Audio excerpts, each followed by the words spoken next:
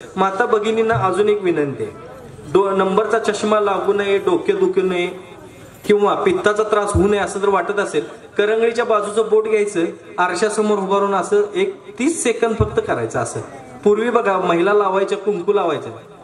हा, करंगळीच्या बाजूचं, बरोबर आहे बाळा, लक्ष असते माझं सगळ्यांच्याकडे. तर असं जर करत बसलात ना, 30 सेकंद फक्त करायचं. आयुष्यात कुठल्याही प्रकारचे व्यभिचार येत नाही. मेन म्हणजे कसं असतं, जे डिप्रेशन मध्ये महिला जातात ना, बऱ्याच महिलांच्या मनामध्ये आत्महत्येचे विचार येतात.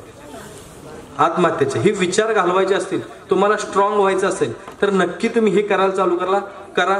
तुमचं कुठल्याही पद्धतीचे जे चुकीचे विचार आहेत हे डोक्यातून निघून जातील. म्हणजे काही असू शकतात. म्हणजे घर सोडून निघून जावं कुठेतरी, बास मला आता कंटाळा आला या संसाराचा, असं जे महिला म्हणतात ना, कुठेतरी निघून जावं, काहीतरी असं करावं, तर हे सगळे निघून जातात. आत्महत्या करावी, हे सगळे विचार कमी होऊन जातात. फक्त करून बघा, विनंती आहे माझी, करून बघा खरंच. आता पुरुष मंडळींनी तुम्ही जाऊन आरशासमोर असं करू नका. तुम्ही फक्त 3 वेळा अंगठा असा खालून वरती न्यायचा, 3 वेळा. बघा खूप छान, म्हणजे दिवसभर तुम्हाला थकवा येणार नाही, कंटाळा येणार नाही. नाहीतर पुरुषांचं एक झालेलं असते बघा, पुरुषांना एक नवीन रोग झालाय. नवीन रोग कुठला माहितीये का? मी कमी पडतोय संसारात, मी कमी पडतोय, पहिल्यासारखं मला जमतच नाही, अंदरुनी थकानच खूप आले, मी खूप थकलोय.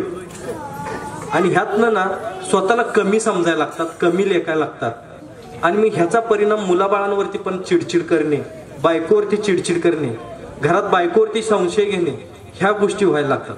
पाया पडून सांगतो, हा रोग नाही आहे बरं का, तुम्हाला जे वाटतोय ना, पण हा रोग नाही आहे. मी कमी पडतोय, हा तुमचा आत्मविश्वास कमी झालेला आहे. तुम्हाला ज्या सवयी लागलेल्या आहेत ना चुकीच्या, ह्या सवयींमुळे हे परिणाम आहेत.